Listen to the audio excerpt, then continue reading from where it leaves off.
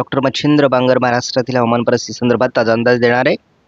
आपण बघतो की बंगालच्या उपसागराच्या दक्षिण टोकाला साधारण अंदमान निकोबार बेटांच्या दरम्यान नवीन वादळी परिस्थिती तयार होते.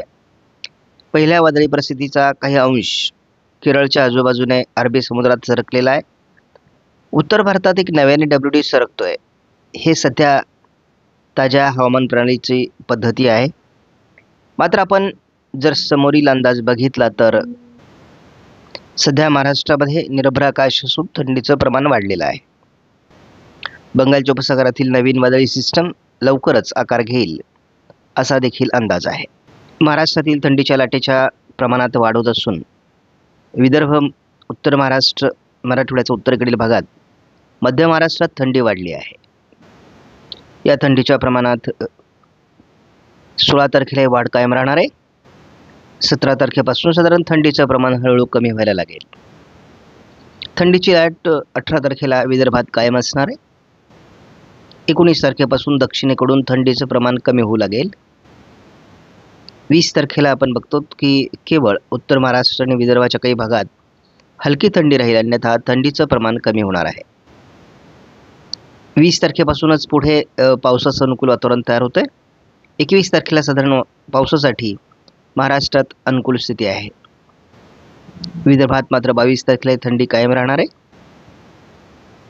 23 तारखेला मात्र थंडीचं प्रमाण कमी होईल. 24 तारखेला महाराष्ट्रात नगण्य थंडीची शक्यता आहे.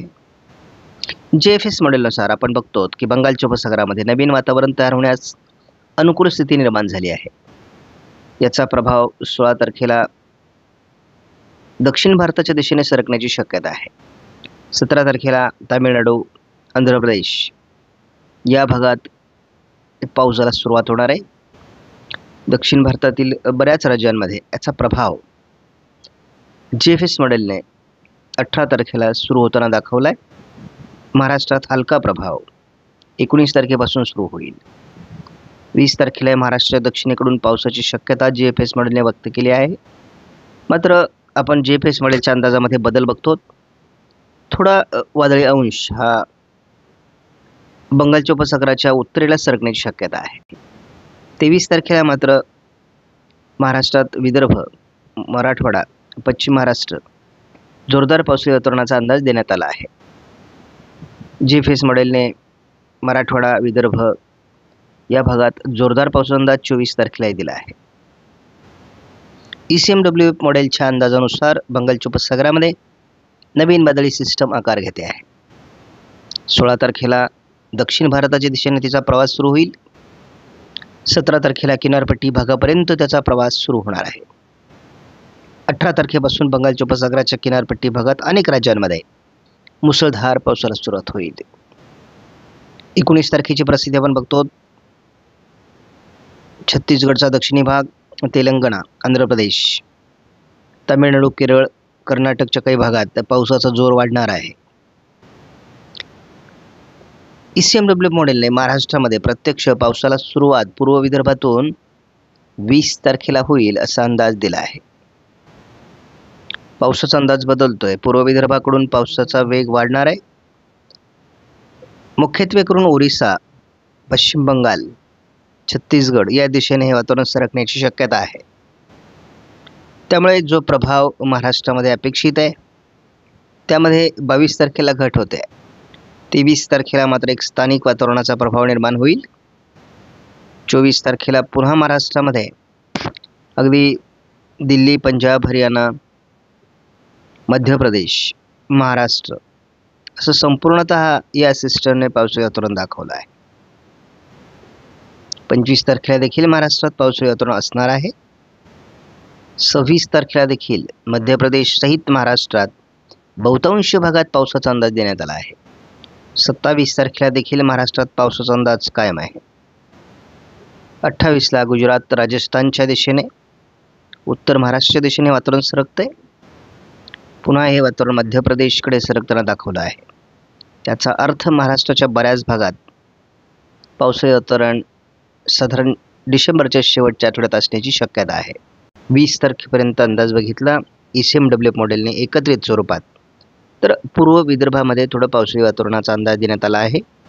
25 तारखेपर्यंत जर अंदाज पुढे सरकवला तर मुंबई म्हणजे कोकण किनारपट्टी आणि मध्य महाराष्ट्राच्या पश्चिमी भागात म्हणजे नाशिक, अहिल्यानगर, पुणे, सातारा आणि संपूर्ण कोकण किनारपट्टी या भागात मात्र पावसाचा अंदाज देण्यात आलेला नाही. मात्र आपण हा अंदाज जेव्हा 29 तारखेपर्यंत पुढे सरकवतो तेव्हा मात्र कोकण किनारपट्टी वगळता पावसाचा प्रभाव हा मराठवाडा, विदर्भ, पश्चिम महाराष्ट्र असा दाखवण्यात आला आहे. मात्र कोकण किनारपट्टीवर याचा परिणाम होणार नाही. नाशिक जिल्ह्यात याचा प्रभाव थोडा कमी असण्याची शक्यता आहे. पुणे, सातारा, सांगली, कोल्हापूर या भागातही पावसाचं प्रमाण कमी राहण्याचा अंदाज देण्यात आला आहे. पूर्व विदर्भावर पहिल्या अंदाजापेक्षा याचा प्रभाव वाढताना दिसतोय. या वादळी सिस्टमचा प्रभाव भूभागावर 19 तारखेपासून सुरू होणार आहे. संपूर्ण बंगालच्या उपसागराच्या किनारपट्टी भागात याचा प्रभाव पडेलच, परंतु महाराष्ट्राच्या दक्षिणी भागात, पूर्व विदर्भामध्ये प्रत्यक्ष पावसाला सुरुवात 19 तारखेलाच होऊ शकते असा प्राथमिक अंदाज आहे. 20 तारखेला मात्र स्पष्टपणे सोलापूर, लातूर, नांदेड, यवतमाळ, वर्धा, चंद्रपूर, गोंदियाच्या काही भागात पावसाचं वातावरण तयार होऊ शकतं. 20 तारखेपासूनच हे वातावरण विदर्भाच्या दिशेने पुढे सरकण्याची शक्यता आहे. 21 तारखेला पूर्व विदर्भाच्या दिशेने मोठं पावसाळी वातावरण तयार होताना दिसते. मात्र सुरुवातीला 22 तारखेपर्यंत हा वादळी प्रभाव बहुतांश पूर्व भारताकडे सरकताना दिसतोय. म्हणजे आपल्याला 21-22 तारखेला जे महाराष्ट्रातील पावसाळी प्रभाव आहे तो काही अंशांनी कमी होताना दिसतोय, परंतु पुन्हा एकदा फिरून हे वातावरण महाराष्ट्रावर सरकण्याची शक्यता आहे. हा दूरवरचा अंदाज आहे. वातावरणात सातत्याने बदल आपल्याला बघायला मिळतील. पुन्हा एकदा 23 तारखेला महाराष्ट्राच्या अनेक भागात वातावरण बदलेल. वारा बंगालच्या उपसागराकडून आणि पूर्वेकडून सुरू होईल. महाराष्ट्रात पुन्हा एकदा पावसाचं प्रमाण वाढायला सुरुवात होईल. नांदेड, मराठवाड्याच्या बहुतांश भागात, पश्चिम महाराष्ट्रामध्ये, पश्चिम विदर्भामध्ये 24 तारखेपासून सुरू होईल. अकोला, अमरावती, नागपूर, भंडारा, गोंदिया, वाशिम, हिंगोली, चंद्रपूर, गडचिरोली, यवतमाळ, वर्धा, नांदेड, परभणी, बीड, लातूर या काही जिल्ह्यात 24 तारखेला जोरदार पावसाळी अंदाज आहे.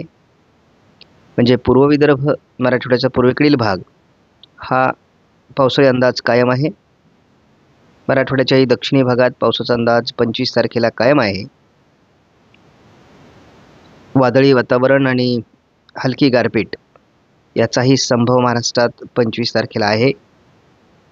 आपण बघतो की उत्तर महाराष्ट्रासहित मध्य महाराष्ट्र, पश्चिम महाराष्ट्र, विदर्भ आणि मराठवाड्यात 25 तारखेला रात्री पावसाळी अंदाज कायम आहे.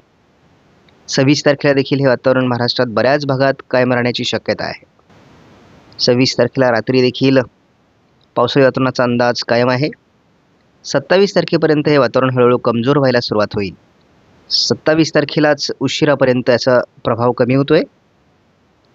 28 तारखेला विरळ स्वरूपात उत्तर महाराष्ट्राच्या काही भागामध्ये हे वातावरण असेल, परंतु याचा प्रभाव गुजरात आणि मध्य प्रदेशकडे सरकण्याची शक्यता आहे. संपूर्णपणे अंदाज लक्षात घेऊन शेतकऱ्यांनी आपल्या शेतीचं कामाचं नियोजन